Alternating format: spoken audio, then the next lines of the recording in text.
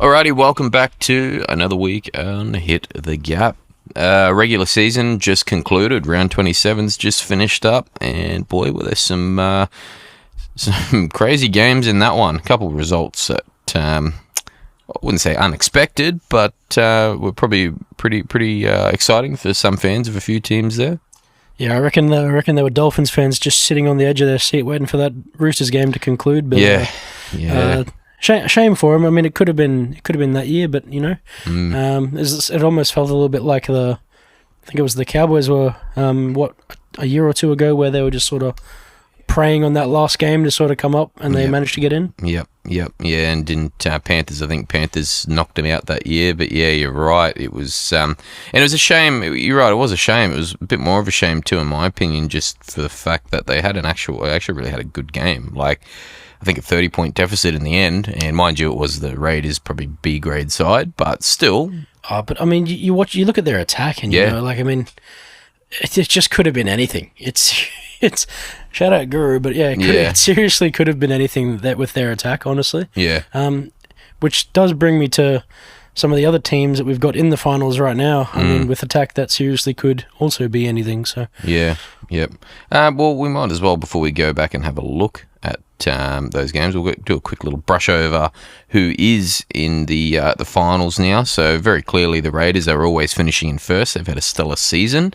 Minor premieres there, followed by the Storm in second, Bulldogs in third, and Broncos in fourth, rounding out your top four there. So they all both will get their two bites of the cherry, providing whoever loses, I should say, will get another go at it. Then we have from 5th to 8th Sharks, Warriors, who unfortunately went on a bit of a slide and have been on a bit of a slide since they lost Metcalf, but bit of a slide there with Penrith and Roosters rounding out the 8. And you'd have to think that it probably would have been like Raiders and Warriors at 1 and 2 if it wasn't for Metcalf injury, I reckon. Yeah, very likely. The woulda, coulda, shoulda, or what could have been of everything. But yeah, definitely. I mean, still an impressive season nonetheless. But very clearly made a lot harder after Metcalf's dropped out, unfortunately. And no disrespect to Tanner Boyd either. I think he's actually done pretty well to come in and agreed. Try and scrap it together. So we'll see what he can do in the finals, I guess, against whoever they will. They'll be matching up against in that second game. But who they got first? I think it was. I did not look. We'll have a look. We'll have a look at this week, and then we'll jump onto it. Soon, yeah. Have a bit of a look there. With that, though, the Thursday night game, Broncos versus Melbourne. Now, this one was up at Suncorp, so don't think it was ever going to be an easy one for Melbourne, and it very, very clearly wasn't. But, Broncos just showed a lot of resolve, and I think for Broncos fans, you've got to be really excited. Yeah, I mean, speaking of just attack that could be anything, I think I think even Stagg said it after the game. Hey, maybe we should all be getting into what Reese's getting into. So the toilet water, they're all bringing a straw around, I reckon. But speaking on that, Walsh in particular was pretty impressive, I thought. Just we've seen him start the year very slow with lots of errors and then injury, which has kept him out for a while, and come back and be kind of steady getting back into it. But he has almost jumped back to what we've seen the last couple years with his electric form and all of that. And I was going to say, it really did feel like we just started watching Walsh do what he did when he first came back to the Broncos. Yeah, exactly right. After the Warriors, that's it. It was something you could see he was trying to do at the start of the year, but just a lot of errors and nothing was coming off. Whether it was the team not just meshed correctly yet with maybe how Maguire's got them running, but seems to be all full steam ahead now, because it was, and I mean, even up to last week, compared to last week, it was night and day. The errors were just, like, there weren't very many, and the plays were all just coming off perfect.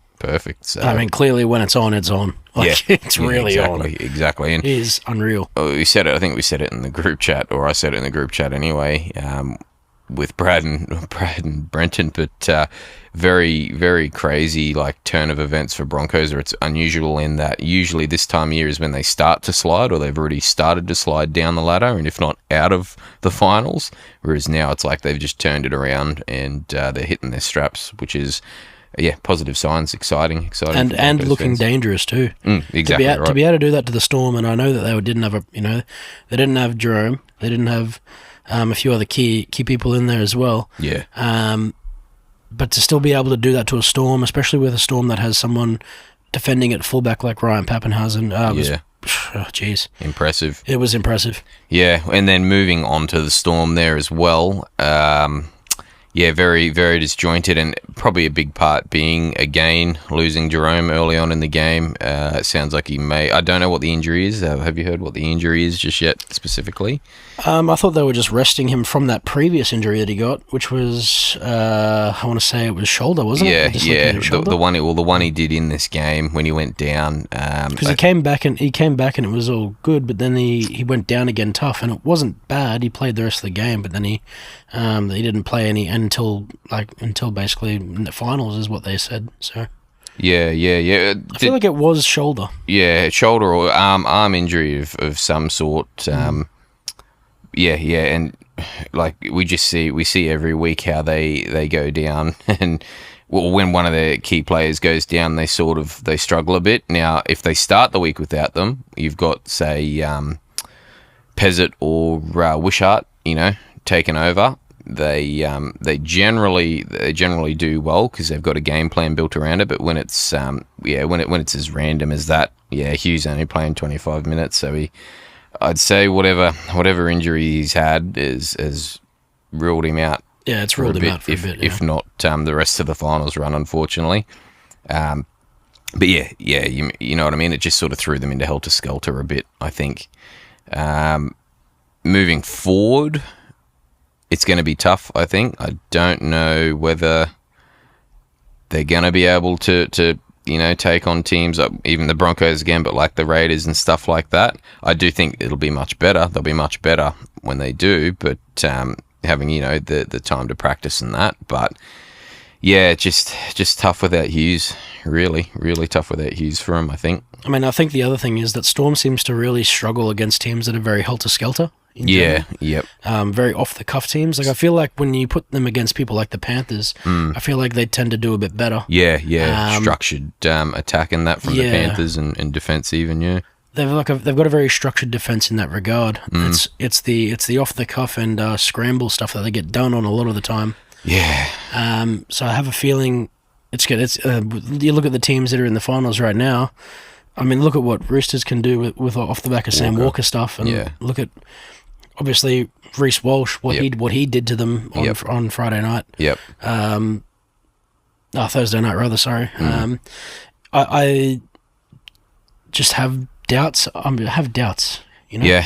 I mean, logically, and it's gone the other way many times this year when we think like this. I know for my tipping it has anyway, but logically, I mean, and from what we've seen this year from the Storm, who haven't been at their best for a majority of it, or for a decent bit of it anyway, just all signs are pointing to it being a hard run. But welcome to being surprised, because much like everyone else, we do want to see someone other than the Panthers take it out. But I think it'll be tough, most definitely.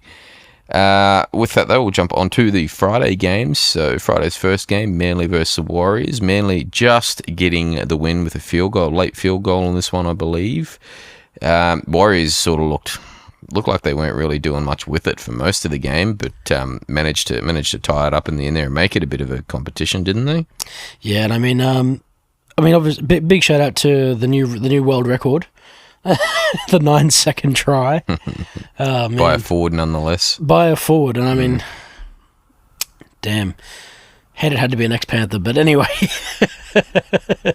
No, there's no Panthers bias here, we swear. I mean, look, this game was actually a pretty rough one for the Warriors. I feel like it was very tooth and nail and very very back and forth through most of this game.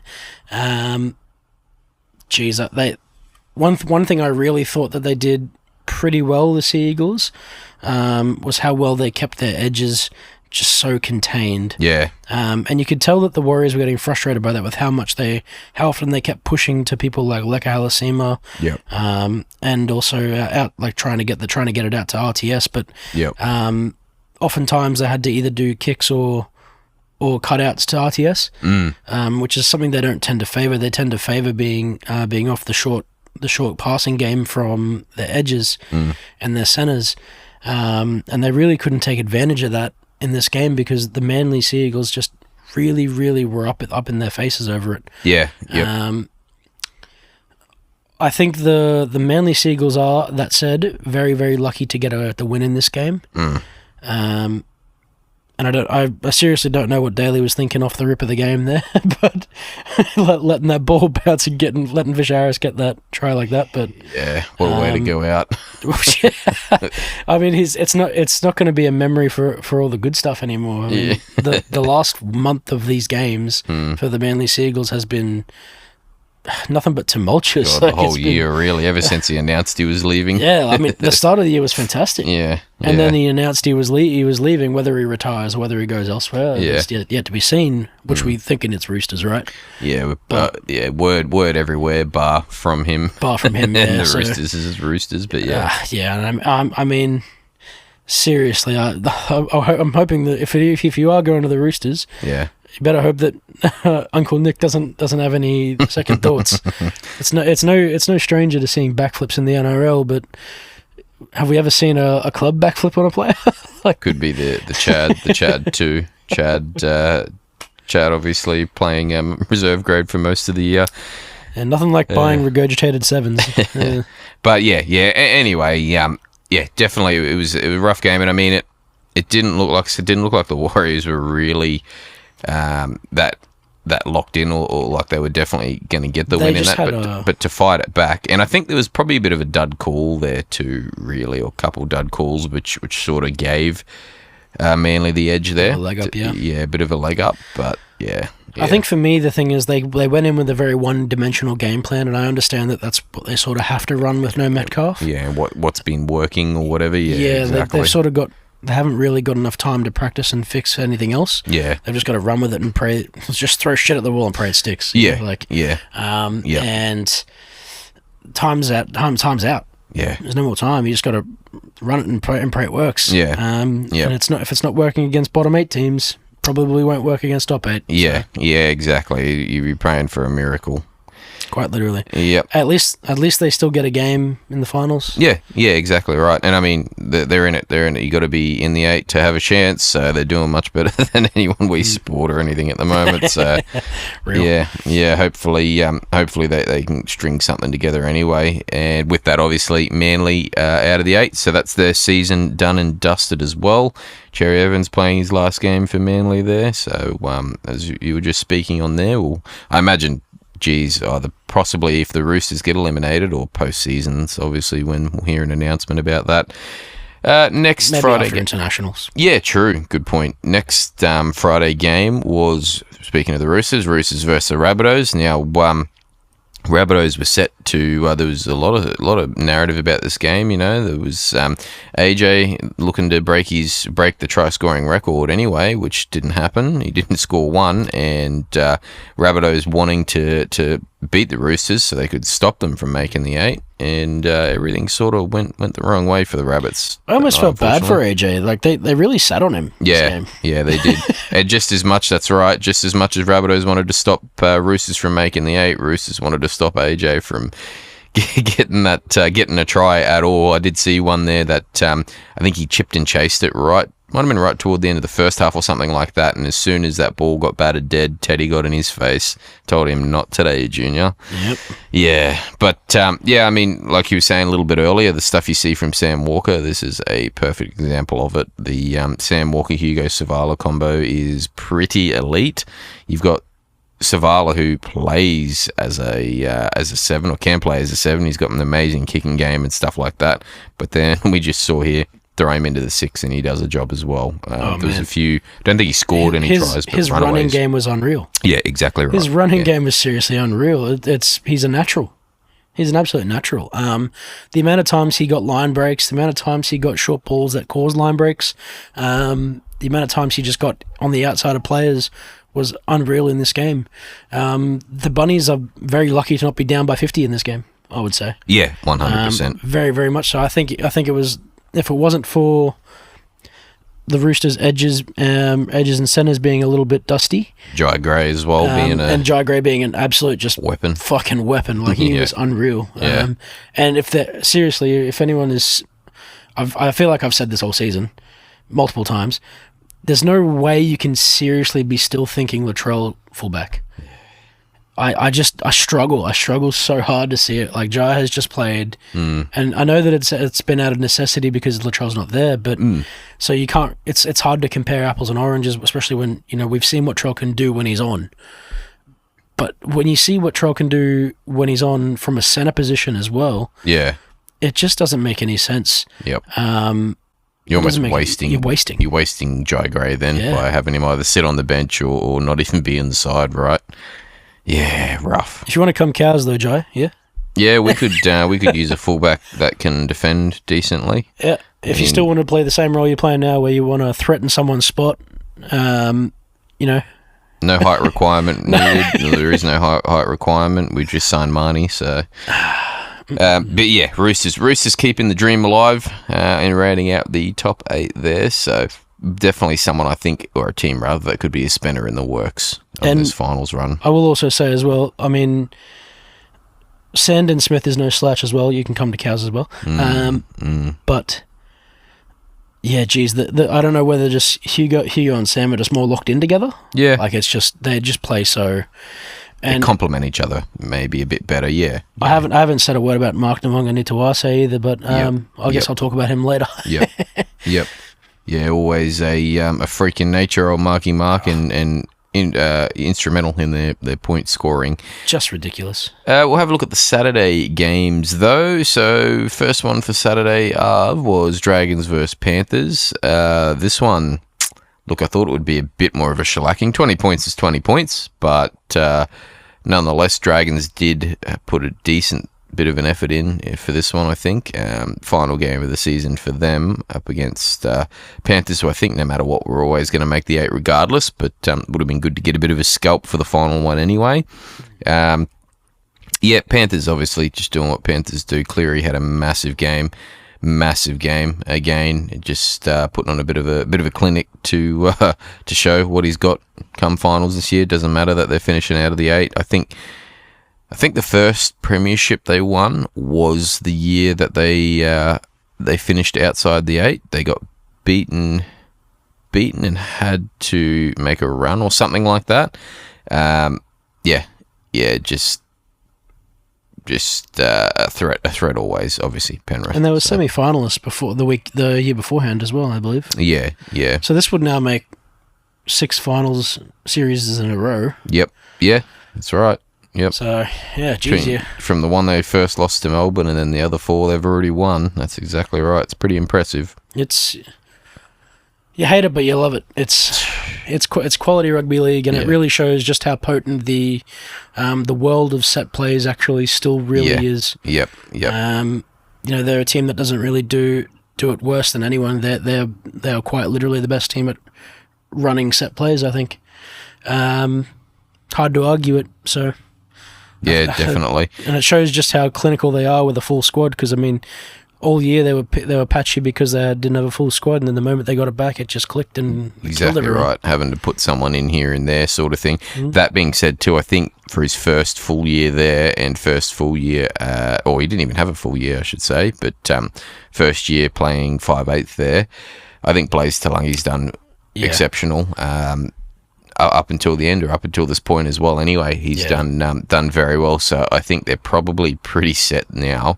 In that losing Luai obviously was big, but I think they've sort of found their niche or found their spot with that pairing. And I mean, I said it last year as well. At the end there, I mean, I said the Eels, they've really fucked up here. They should not have let this kid go. Mm-hmm. They really should not let this kid go, especially not to Penrith. Mm-hmm. Yeah, boy, is he... Yeah, shining. He's shining. Yep. Yeah. Eels, obviously, with a couple of their own stars that are getting to go now, but why... Yeah, I mean, you let Gutho go, surely you keep Iongi, but... you keep Talagi, yeah. I imagine if they had Blaze and Iongi at the same time there. Insane. I think there would be some serious damage to be caused there. Most definitely. But, Dragons as well, I mean... losing a few players and that now, and they do have a few out, but looking toward next year, picking up Atkinson. I know Atkinson's heading that way next year. see what they can do. Another final series miss for the Dragons, unfortunately. At least it wasn't right on the bottom of the ladder. Talking about right on the bottom of the ladder, though, the next game, Titans versus the Tigers. Hey, survivors, though. Hey, Titans playing for playing not so much for glory, but to avoid the spoon here, and that's exactly what they did. I mean, both teams finishing out of the 8, so it's rather inconsequential in that sense. But Titans just really pulling it all out to ensure Des didn't, or put a foot in the door to make sure Des didn't get his first ever wooden spoon for his last year coaching them. I don't know. It's just, I don't know why. We've seen sparks, we've seen patches of stuff like this throughout the year from the Titans, but just not consistently. Like, Jaden Campbell had an all-time game, and he's been probably one of their best while he's been playing this year. AJ Brimson had an all-time game. I think this will be a lot better after the next season, which is a good thing. With Kinney coming in too, or staying there, rather. Seeing how good they were at the start of the season. Yeah. And I know, don't get me wrong, they had a pretty easy run. It was a pretty easy run at the start. Seeing how things were going before Kinney injured his back at the start of the season there, there was a lot of potential. There really seriously was a lot of potential, especially as Tino got more and more control over the forward pack and started running shit more. Yep. I think there was a serious potential for the Titans this year, if not to at least get close to the 8, at least to make 8. Yeah, exactly. But I think with the massive disruption to the back line, with Kinney getting that back injury and was out for something like 12, 14 weeks or something like that. It was, majority of the season. Yeah. All the season from like round 5. Yep. He didn't come back until like 21, I think so. I think he wasn't even, he was slated initially to be out for the season, but he did pretty well and he did come back earlier, obviously, than right at the end of the season and that, but earlier than they initially anticipated too. So I just wonder if maybe he's still a little bit ginger. Possibly, yeah. Because you can even see it. He's not taking the ball as much. He's not running lines as much. Yeah. Yep. I think he's still a bit ginger, and I think we'll see them really blossom again in the off season. Yeah. I think now it's just going to be a matter of who's it's going to be Hene coaching him. So they've got a really quality coach. Yep. No disrespect to Des, but they got a quality coach. But then on top of that, now the thing that they've got to really manage to do is figure out how to save people from leaving. So new coach. No, Foreign's the other one as well. Rounding out his exemplary career, a bit of a journeyman, and done a job everywhere he's been. Foreign playing his last NRL game there. So I think, they do lose that experience, that ability and whatnot, but I think it finally opens up the spot to get a full-time halves combination there. You'll likely see Brimson in the 6 and Campbell in the 7 with Kinney full-time fullback. So that's probably the best way to look at it, the best case scenario for the Titans in losing Foreign there. And off-season practicing, that looks dangerous to me. 100%. That's dangerous. With the West Tigers, though, Tigers unfortunately losing. They look like they were in it at the start for this one, but unfortunately losing. They held it most of the game. They did. Losing Latu Fainu went down, I believe, head knock or something like that again. This really felt like the story 2 weeks in a row for these guys. They lost their main playmaker, and then it just all went to shit. Went to shit again, yeah. So. Yep. Look at it. It's tough because Dewey's still got a fractured eye socket. So obviously Latu going down means they've got literally no one to do it. Yeah. And Luai can't do it on his own. Someone's got to play one of the halves positions. Yeah, it's tough stuff for Luai there, but they did, I think they did pretty well. Yeah, considering Buller stepped up and had another good game as well. I think in lieu of losing a half, but unfortunately just not enough at the end of it there. The final Saturday game, though, Sharks versus the Doggies. Now, Sharks finally whipping it out and slapping it down. The Dogs just, I don't know. Didn't really have an answer. It felt like the Dogs didn't have an answer. It was a bit of a grind initially, mind you, but then come that second half, Sharks just really put it away. We all said it when it happened. We were all going to laugh when it went to shit because they disrupted their back line. Yeah. They took away a winning formula. They kicked people in the guts when they were down. Yep. Hey, they could have signed could have signed old mate and kept Sexton in. Obviously, you know, they probably want to go, look, this is what we're doing, so we don't want to risk having Sexton in where he just loses interest or whatever. But the alternative is what they've got going on here, and it's like we were talking about the Broncos earlier, a bit of a slide, unfortunately. But also the way they all went around it, when it went about it, rather. Yeah. Both from Galvin's side as well as the Bulldogs side as well. Yeah. Ridiculous. Yeah. Ridiculous, and they deserve to lose. Yeah. Yeah, so, look, they're still in the finals, so they've still got a shot, like we were saying earlier about the Warriors, but, it's a bit worrying, I think, from what we've seen at the start of the season. You know what I mean? Like, it sort of begs the question as well, what was the start of the season like? Was it a bit of an easier run, maybe? Not, you know what I mean, because they have been on a slide, but was it a slightly bit of an easier run, which got them the momentum eventually, and then, yes, disrupting it with you know, obviously, they've told Marnie, you're done, and they've taken him off. He doesn't play very many minutes, and then Sexton not in the side altogether. Has that compounded it, and yeah, shown where the Dogs are really at the moment. Who knows? And I'm just trying to see now, when was the last time the Bulldogs actually beat the Storm?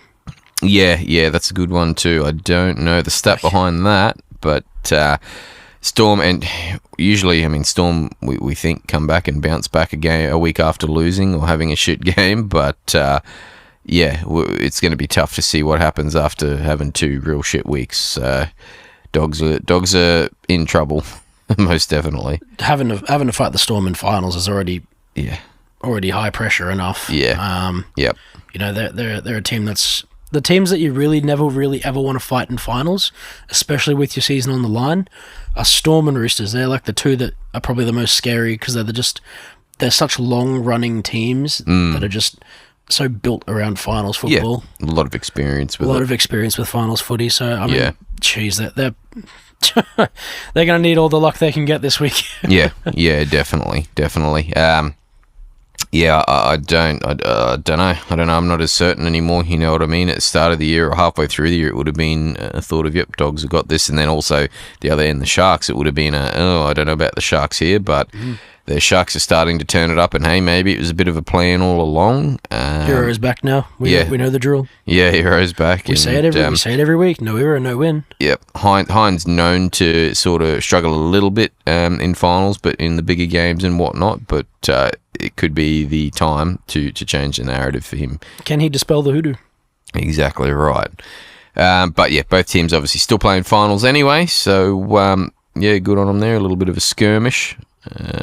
We'll jump onto the Sunday games though. Dolphins versus the Raiders, and touched on it earlier. Dolphins having a really good game here. 62 points to 24 is nothing to sneeze at. It's nearly a 40-point deficit, not 30 like I'd said earlier. But even though it was against the Raiders lower grade side, pretty much lower grade team, minus like 5 people, I think. Yeah, for the most part. Raiders still put a few points on the board there, but just. I think the really nice thing to see about this game in particular, obviously, other than the insane attacking skill of both Hammer and Trey Fuller. Yeah. I don't know what the fuck they're going to do next year when all the players come back from injuries. But, rough. They're going to have to figure something out because after all the injuries and after everything that's been done, we need to fit Farmworth in. We need to fit Trey in somewhere he needs to be in, and he should be fullback. Cobbo. Which means Cobbo is then going to go somewhere, which means probably centre. Which means Hammer's got to go in somewhere, which is... Averillo as well. But what do you do with Averillo? Yep. It will be tough. It'll be a tough one to find out because Averillo, he's been the man to plug a spot in the Bulldogs end here, but he's done pretty damn well in my opinion this year. I think someone's moving on or someone's learning to play edge. Yeah. They're just going to have to figure it out. Yeah, exactly right. Bostock coming back too takes away any wing options for people like Hammer. So that's exactly right. Someone's got to learn to play edge and someone's got to learn to play centre. Yeah. And I don't think you're going to tell Farmer to learn to play edge. Yeah. So centre spots are already at a slim pickings. Premium, yeah. It's a headache, but a good headache for Wolf. I mean, having the options and having so many good players at his disposal there. But probably a bit of a experiment in the preseason and maybe earlier on next season. I mean, I digress, but I think probably one of the better things about this game in particular was seeing how many of the young Raiders fellas came in. Yeah, definitely. And actually Sanders got to go. Yeah, Sanders went quite well. Definitely. I thought Sanders was a great little test, and I think he'll be like a really good fill. Yeah, I think he's going to be a really good fill for when shit goes wrong. Yeah, 100%. The other thing as well is some of those younger edge players and center players as well. They've got names that I can't probably pronounce right now, but you could a lot of promise. Give it a go if you want. But they I thought they had they showed a lot of real promise against a team that their defense isn't as great, but their attack is outstanding. Insane. And they put pressure on. So it was nice to see how well that they sort of dealt with that. Yeah, exactly. And also to mention. Mark Nichols playing his final game, announcing his retirement. I think he announced that he might have been waiting to see if they were going to make the 8 sweating on the Roosters result, but unfortunately, not playing finals again this year. So he's announced his retirement. Old Marky Mark, and like you said, coming on, first couple seconds, first touch of the ball goes over for a try, and then toe punts it over in front to convert it. So good send off. And he seals the end. He seals the send off deal. With a mouthguardless interview. Yep, bringing it back one last time. The mouthguardless interview for Marky. Yeah. So I mean, he did touch on it briefly. He'd had a conversation with the club, and they've got a good crop of juniors coming through and a lot there. So it might have been a conversation of, hey, look, we've got a spot here for you, but you're gonna have to fight for it, and it's looking like there's a few juniors coming through. So yeah, may not have been for him, and decided it's time to hang up the boots, but been a great servant every club he's been at, and definitely worked wonders at the Dolphins there. So I mean, realistically, that's just Gilbert comes back into that spot, I think. Yeah, exactly right. Yeah, doesn't fix any of the other backline or the other frontline issues though, so it's going to be weird. And can't think of his name at the moment, but came from the Broncos, who's been out with his shoulder for quite a while. Will be coming back into the side as well, we would think. So there'll be a few forwards to step back in. Flegler, that's the one, Tom Flegler. But the last game of the normal season was the Eels up against the Knights, and I think most people tipped the Eels here, but I don't know if people tipped 66 points to 10. I went into this saying 13 plus, but I didn't expect A, 60 points, and B, 2 hat tricks. Yeah, insanity. And you've really just got to give props to Mitch Moses this game. I think. Look, I'm not the biggest Eels opponent, Eels enjoyer. I'll say, but Mitch Moses can't be wrapped enough for just how integral he is to the side's attack. Yeah. His foresight. Yep. Is just second to none. Just to seeing the way he was putting people into holes. He was constantly causing pressure, always getting on the outside of people. Yep. His short pass game was insane. Yep. But his short kicking game was just even better. All he had was a second to figure it out. Yeah. To solve the puzzle to the equation. Yep. A second, and he got that tiny chip kick over the top of 4 people. Yep. Right into an Adokar's hands, just perfect. The cleanest. Oh, man. Yep. Yeah, talking about quick tries as well. Earlier on in the Warriors game there, I think Dylan Brown got that first try in a matter of seconds. It was the first set, so another one for the weekend there. But good send off for Dylan Brown as well, playing 5/8 in this one, having a stellar game. He's been a good servant to the Eels there, and obviously he's going to be a Knight next year for probably most of, if not the rest of his career anyway. But just unfortunately the Knights they didn't stand up. They didn't stand a chance. It's been the same story of the year, really. Really, right? Yeah. Just and no consistent halves. Just another one to chalk in the book of losses. Adam O'Brien, unfortunately, going out as a losing coach on that one and taking the wooden spoon with him. Be interesting to see if he actually stays there for next year, though, as well. Adam, he's gone, bro. They have told him. Announce it? Yeah, he has. They parted ways. It was mutual. I mean, it was very heavily implied. But actually, I remember them cancelling all the media conferences. Yeah, when it was announced as mutual, which I think is pretty respectful thing to do, most definitely. But yeah, writing was on the wall there anyway. I think, man. Unfortunately for old Adam. a few axings this year. Yeah, hopefully next year. I mean, they're losing Cogger. Cogger's going back to the Panthers, I'm pretty sure. So hopefully they can finally set up a solid halves pairing with Fletcher Sharp and I'm assuming Dylan Brown next year, and they'll get Ponga back, and finally, hopefully they can put something together and have a solid run. They've been a bit like the Cowboys in that the last few years. They've been very up and down, finals appearance or almost finals appearance, really low position in the ladder, almost a finals appearance or finals appearance, you know what I mean? So just getting that bit of stability, I think. That's it. I will say they're also probably the only team to get 5 wooden spoons in 20 years. Yeah, true. Gosh. That's a rough stat, but anyway. Yeah, unfortunate. Very unfortunate. It's been a while since they've had one, but it's their turn to get it again. 2019? Yeah, it was a little bit ago. Or maybe 2018 it was. Yeah. Yep. With that, though, we will jump on to finals week 1 and have a look. So our matchups, like we were talking about earlier, Storm versus the Dogs in this one. Going to be tough without Hughes, most definitely, like we were talking about earlier.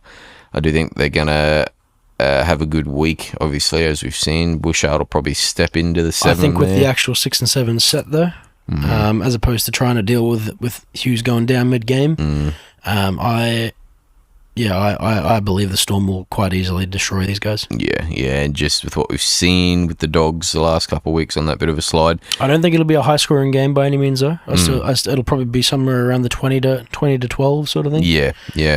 Yeah, that sort of margin, 8 to 12 points, won't be 13 plus. But I do believe the Storm will quite handily muscle in defence and just really just stifle all their attack. And that's, I think, probably a big one for the Dogs. The Dogs really need to step their defence back up like they were earlier in the season to have much of a chance in this. But pretty sure they've just lost Marcelo on the wing. He got a broken ankle or something. He got an ankle injury or something. So yeah, it's going to be tough. Going to be tough for him to string something together. So yeah, I'll be going Storm in this one as well. Probably only a slimish margin, but I'll go Storm on this. Nothing over 13 for sure. Yeah, yep. Next game, and here we are, Warriors versus the Panthers here. This is over in Auckland, over in NZ. So Panthers having to travel. I'm sure they sort of expected that or were thinking that was going to happen though. So won't be easy by any means for them, but. Warriors just in a bit of a pickle at the moment, bit of a bind. They do tend to rally at home, but I just don't know if it's going to be enough, unfortunately. No, I don't see it. Yeah. I just don't see it. I want to see it, believe me, I do. Yeah. I would love to see a final series without the Panthers. Not only with the Wars running, without the Panthers, but running actually home. Having the Wars in the second week. Yeah. That would be awesome. Yeah. Yep. Yep. Without Metcalf, I just don't see it. Yeah, since they lost SJ, it was a couple of years ago actually. They made that good run. They were right up, but it's going to be tough. And again, might be one where it could be very close. But I just, after what we've seen with the Panthers now, they've all been rested or they've all had a bit of a rest at some point recently. I just think after last week, it's going to be tough. Very, very tough. Cleary, like I said, Cleary whipped it out and showed him what he's still got and what he's made of. And they very clearly got their game plan or got their stuff sorted. So, I think Panthers for me in this one as well, man. Yep. Sharks and Roosters being the next one. This is probably the one I'm most excited for. Yeah, it's going to be tight. I think this could be, like you were saying earlier, a guru moment. This could be anything, this one. Going to be really defining of both of their seasons. So Sharks, if they can't get this one done, that's just what their season's been in a nutshell, in my opinion anyway. Roosters on this one looking like they were probably going to have a rough season, just in and out with all the injuries and different pairings and stuff like that by necessity, but stringing it together to get to the 8th position there. If they win, I think that's the narrative for them to be a bit of a smoky on the run toward the grand final for sure. I don't see Nico being able to handle the pressure. Yeah, historically it's been rough. It's been tough for him, but yeah. I just don't see it. And I think one of their weakest points, the Sharks right now, the places where they leak the most points are edges and wing. Yep. Where they leak most of their points. Yep. And now you've got to try and fight Mark Nwanga-Nituase and Daniel Tupou off perfectly placed balls from Sam Walker. Yep.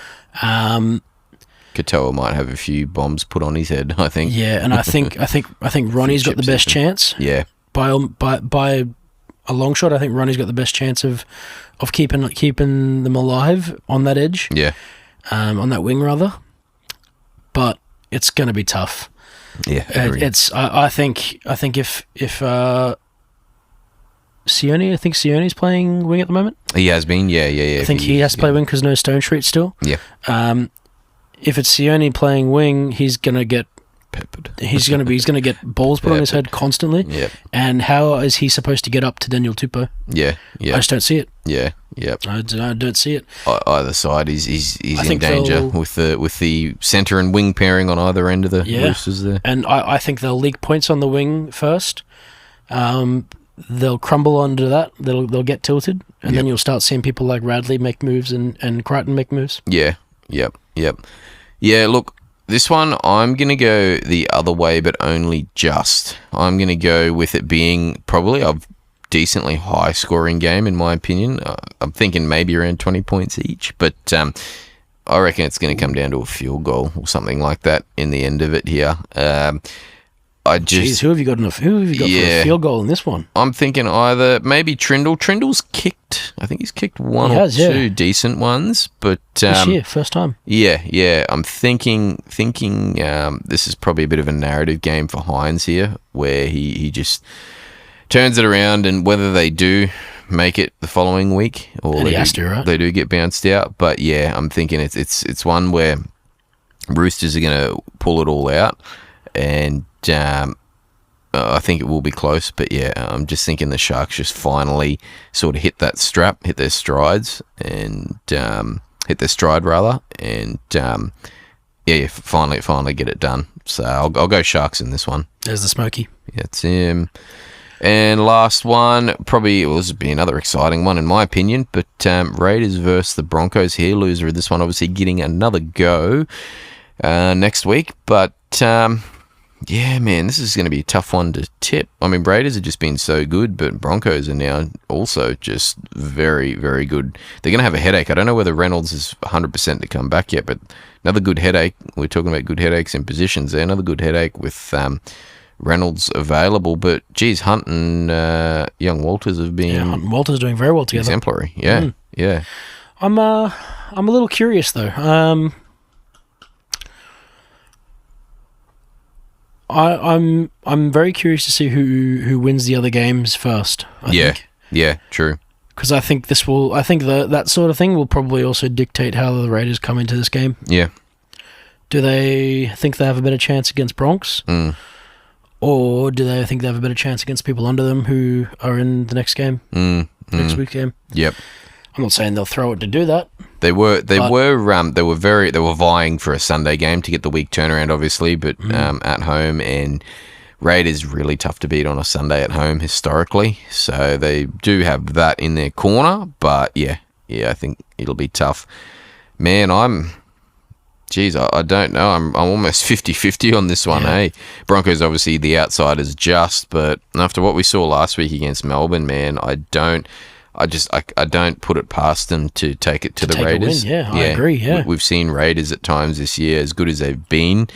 Maybe I want to take Raiders here. Yeah. But the Queenslander within me also says, yeah, fuck it, Broncos. Let's go Broncos. You got to back. I feel like we've got to back the boys in this one. At least get some Queenslander home. Yeah, they both get a second go anyway, regardless. But if it comes down to a second game where they're against each other, I'm definitely going Raiders. Yeah. I'm a bit dubious just on the fact I don't know what happens if and when Reynolds comes back there, because might be changing a winning formula and destabilising stuff a bit. But I think I'll go Broncos in this one anyway. Alrighty, so that's pretty much it for finals. Jeez, it's come to an end pretty quickly this year's run, but obviously fantasy is finished as well, so we might skip that one this week, but we'll jump onto your try of the week. Now, there were quite a few good ones again this week, or last weekend rather. There was a plethora of tries this week. Not so much the last weekend, but this weekend gone, there was a plethora of great quality football tries. It was like really, really good. But, there's probably 3 I could think of. I will give it to Marky Mark again. It's so hard to pass up how ad hoc but also clean they made it look, where they went out to the far left, I think they gave it to Teddy. Teddy put a short ball to Tupou. Tupou realizes they're screwed, throws a pearl of a pass back midfield, like literally right into the midfield, square onto Walker's chest. Walker gets a perfect kick over to the right edge corner, and Mark just obviously doesn't care who exists near him. He will always beat them. It's just the nutty competitor within him, I guess. He just competes and wins it with the high jump under the eyeball. Too elite. It was unreal. Yep. I do have to give massive mentions out to that Ryan Pappenhausen try, though, in the Storm game. Yeah. They were down and under the pump.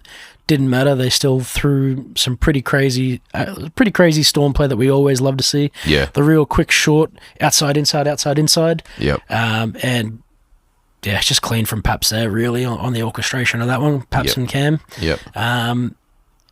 The other one I do want to also make mention of would be the same one I talked about just briefly in that Eels game. I mean, Mitch Moses, you could talk about all the tries he put on between him and Adokar in that game. Yep. He was involved in pretty much all of them anyway. Yep. But the one that really stuck out for me was just having literally less than a second to think about how he could score a point, and he got 6 off it. Yeah. So Yep. that's just the little tiny chip kick, just noticing that someone was out of position by only the tiniest amount. They weren't even really that out of position. They would just happen to be moving forward instead of shifting across. Yep. So he noticed that within a second and just popped the ball straight over them all, and Just Adokar's there to get it done. He's there. He's the fox. Yep. Yeah, unreal. Awesome. Unreal 7 gameplay all round. Yep. Throughout everyone. Unreal 7 gameplay, except for that, obviously the Unreal fullback gameplay from Paps. Paps, yeah. Very nice. Alrighty, well, with that, we might wrap this week's episode up. We don't really have too much left this year anyway. We'll probably maybe do one more episode, whether it be next week or at the end of the season, just to wrap up the finals or something like that. And we might even bring you a couple of the best tries of the year or something. But, yeah, for now, that'll be us for this week. And, I think Marky Mark already did a video on it. Yeah, he's already got. We'll do a whole video on him. I think that'll be it. And for anyone that's still watching their team in the finals, best of luck. And everyone else, enjoy watching this finals footy. And we'll see you on the next one.